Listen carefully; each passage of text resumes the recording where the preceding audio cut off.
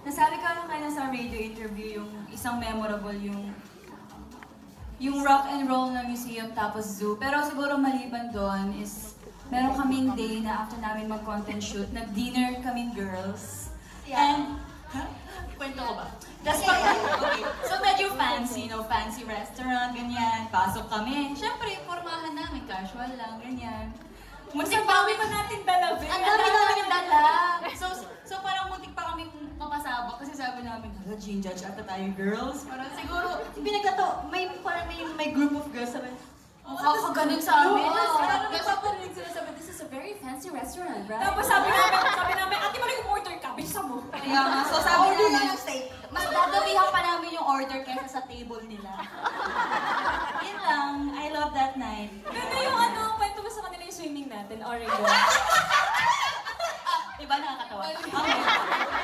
Yung sa swimming. It was in Albuquerque, New Mexico. Hindi! Sa Oregon, Oregon. Okay, it was in Oregon, so rest day yun. Rest day yun, and then, nung hapon, kanya-kanya kaming buhay. Tapos nung paggabi na, parang nagkayayaan lang biglaan na, girls, tara sa pool. Yung ibang girls na galing sa mall, bumili ng mga swimsuit.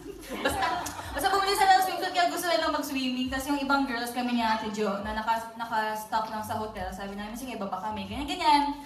Eh di...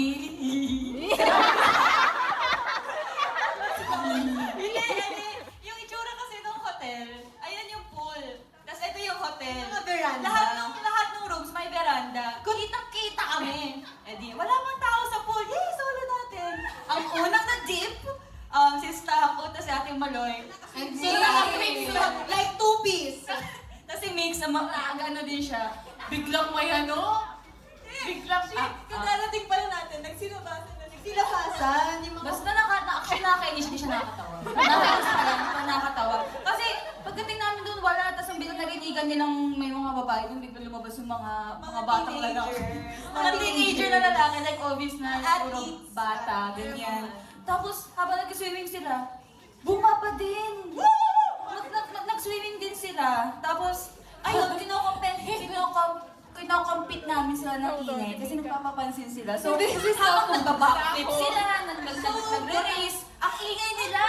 Ano ginawa mo Huwag sa? mo sabihin yung sinisip. Ang ginawa mo sa sample. Sabi kasi sa guys, alam niyo ba yung TikTok? Yung dapat pag-act ka na baliw ka para lumayo sila.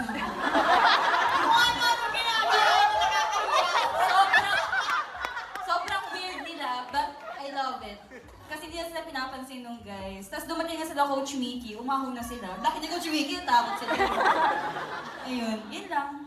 Thank you, Sheena. Thank you.